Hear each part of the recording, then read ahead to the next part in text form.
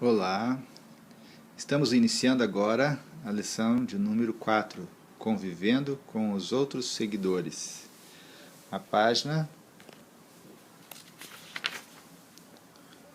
de número 39. Então vamos lá.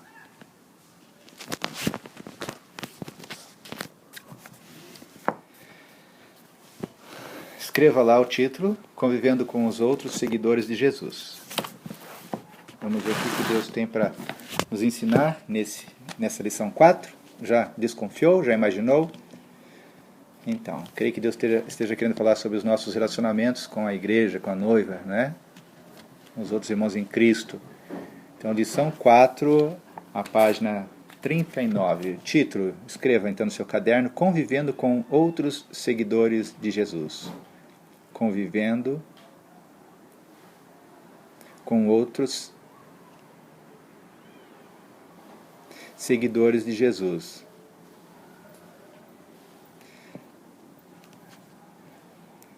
Vamos ouvir a lição? Muitos anos atrás, os noticiários americanos foram dominados pela história de uma jovem do estado da Califórnia que trabalhava como assessora parlamentar e havia misteriosamente desaparecido. Várias vezes a sua descrição física foi divulgada. Altura, cor dos cabelos, cor dos olhos, os traços característicos. Em função dessa descrição detalhada, havia a esperança de que alguém a tivesse visto e que ela pudesse ser identificada e trazida de volta para sua família que estava aflita. Todos os dias nós vivemos situações em que temos de identificar objetos tais como o carro no estacionamento lotado, um animal perdido. Algumas coisas são mais fáceis de serem identificadas, enquanto outras são menos palpáveis e mais subjetivas. Um exemplo disso é a Igreja de Jesus Cristo. Se perguntasse a você como identificar a Igreja de Jesus Cristo, o que você diria? Você indicaria algum prédio em particular? Talvez uma denominação? Um evento no domingo pela manhã? Muito bem. Pule 2 linhas e escreva a seguinte pergunta. O que é a Igreja? O que é a Igreja? Então, vamos responder a pergunta, ou pelo menos tentar encontrar a resposta? No Novo Testamento, a essência do termo igreja é a palavra grega eklésia, que significa uma assembleia de crentes. Os autores do Novo Testamento frequentemente se referiam à igreja também como um grupo de pessoas em uma cidade ou uma casa em particular. Quando Paulo escreve em 1 Coríntios capítulo 1, versículo 2, a igreja de Deus que está em Corinto, ele estava se referindo a todos os crentes daquela cidade. Porém, no final do mesmo livro, Paulo disse, Áquila e Priscila os saúdam afetuosamente no Senhor e também a igreja que se reúne na casa deles. Isso a gente vê lá em 1 Coríntios capítulo 16, 19. Ao longo dos primeiros 300 anos após a ressurreição de Jesus, a igreja do Novo Testamento existia como igrejas independentes nas casas. Quando possível, as igrejas nas casas em uma cidade celebravam conjuntamente, se reuniam todos, quando possível. Porém, as reuniões regulares eram de casa em casa. O foco da igreja nunca foi o edifício, mas sempre as pessoas. Infelizmente, hoje, muitas pessoas identificam a igreja como um prédio. No entanto, a igreja verdadeira consiste daqueles que colocam a sua fé em Jesus Cristo e vivem sob a sua liderança, a liderança de Jesus. A igreja ela é uma família espiritual de irmãos e de irmãs que têm o mesmo Pai no céu, que é Deus Pai. A igreja é o instrumento de Deus na terra para salvar, para discipular, preparar trabalhadores para a continuidade da obra de alcançar pessoas. Então, pule 2 linhas e escreva o seguinte texto bíblico, Hebreus 10, versículo 24 e 25. Hebreus 10, versículo 24 e 25. Vá até a tua Bíblia, procura lá no índice, Hebreus 10, 24 e 25, copie o texto para o seu caderno. Pode deixar aí 2 linhas em branco, 3, para poder copiar mais tarde.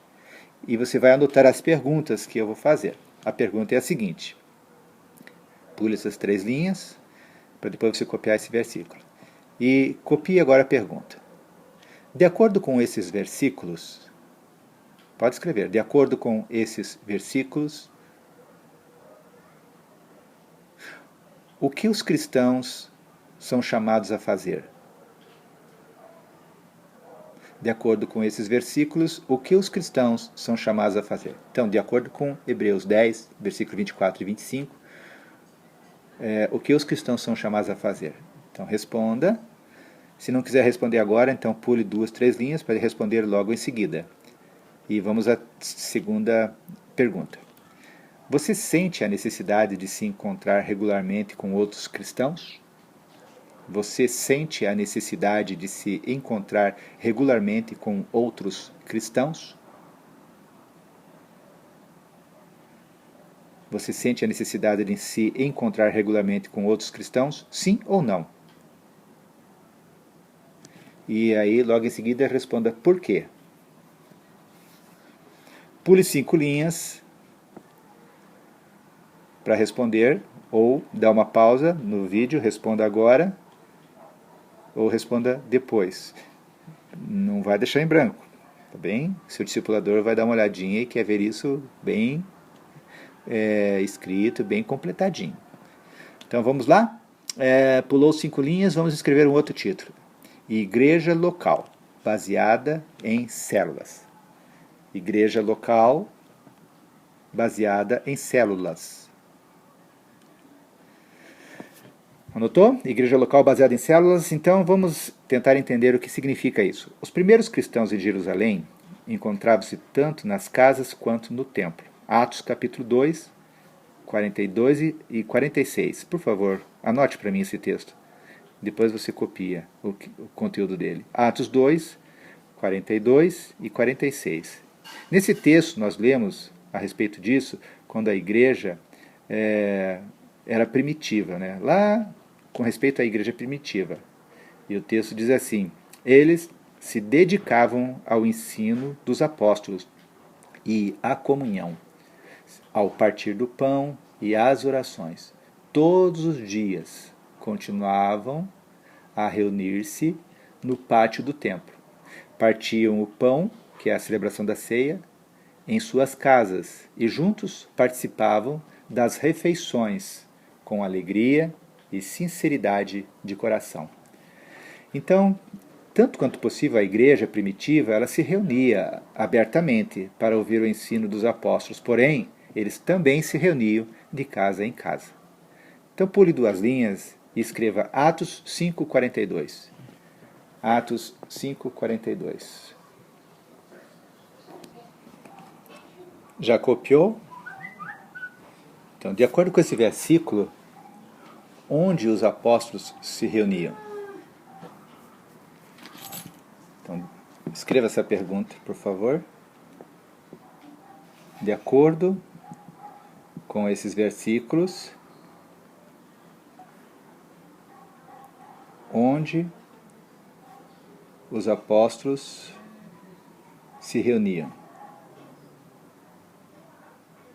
Pule 3 linhas para poder responder. E vamos a outra pergunta. Por que tanto as reuniões grandes quanto as pequenas são benéficas? Repetindo, por que tanto as reuniões grandes quanto as pequenas são benéficas? Por que tanto as reuniões grandes quanto as pequenas são benéficas? Pule 3 linhas e vamos ouvir o que a lição nos fala. Depois você vai preencher isso aí, vai responder direitinho, tá bem? Se quiser responder agora, dá uma pausa e já responde. O apóstolo Paulo, ele continuava pregando e ensinando em público e também nas casas. Ele disse aos presbíteros de Éfeso, lá em Atos 20:20, vocês sabem que não deixei de pregar a vocês nada que fosse proveitoso, mas ensinei tudo publicamente e de casa em casa. Então, hoje em dia, os cristãos parecem crescer mais quando se reúnem em público, normalmente aos domingos, para a pregação da palavra e semanalmente nas casas. Essa abordagem da vida cristã é normalmente chamada de igreja baseada em células ou igreja em células. Então, pule duas linhas e escreva assim: a célula. Embora conhecidas sob diferentes nomes, as células elas formam o bloco básico da igreja. A definição mais comum de uma célula, e também adotada neste livro, é um grupo de 3 a 15 pessoas. Eu acho interessante até você copiar isso no seu caderno. Definição, escreva lá. Célula igual um grupo de 3 a 15 pessoas que se encontra semanalmente. Pode copiar?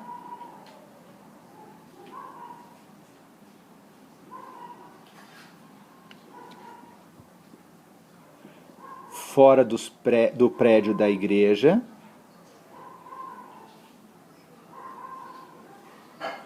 vírgula, tendo como o propósito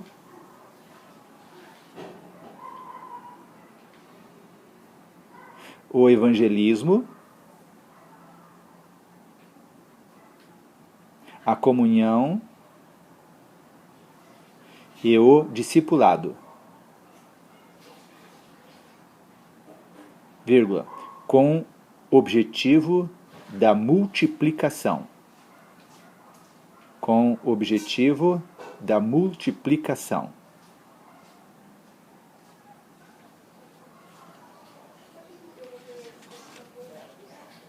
Ok? Copiou isso direitinho? Vamos ler juntos então? Célula é um grupo de 3 a 15 pessoas que se encontram semanalmente fora do prédio da igreja, tendo como o propósito o evangelismo, a comunhão e o discipulado, com o objetivo da multiplicação. Muito bom. Então vamos continuar o estudo. A célula é a igreja, assim como a celebração dominical também o é. Ela simplesmente serve a propósitos distintos. A grande reunião, ela visa receber ensino, adorar juntamente com as demais, ou seja, os demais daquela igreja local. Já a célula é mais pessoal, é um tempo para aplicar a palavra de Deus em nossa vida diária. A sua participação regular em uma célula ajudará você a crescer espiritualmente. Você desenvolverá relacionamentos duradouros para sua jornada cristã. Você sentirá a liberdade de falar a respeito de suas lutas e encontrar aqueles que também enfrentam lutas parecidas, lutas semelhantes. Quando Jim decidiu participar de uma célula da igreja, a parte mais difícil foi entrar pela porta pela primeira vez, mas logo ele percebeu que os seus medos eram infundados. Ele se sentiu muito à vontade e o grupo não o pressionou para falar. A próxima reunião foi mais fácil e ele até fez alguns amigos. E no decorrer do primeiro mês, após ouvir os outros falarem de forma transparente sobre as suas necessidades, ele se sentiu confortável o suficiente para compartilhar pedidos de orações pessoais. E já faz 1 ano desde que Jim ingressou na célula. A sua vida foi transformada, seu relacionamento com sua esposa Cat também melhorou. Ele entra no carro todas as manhãs sabendo que há uma comunidade com a qual ele pode partilhar as suas lutas.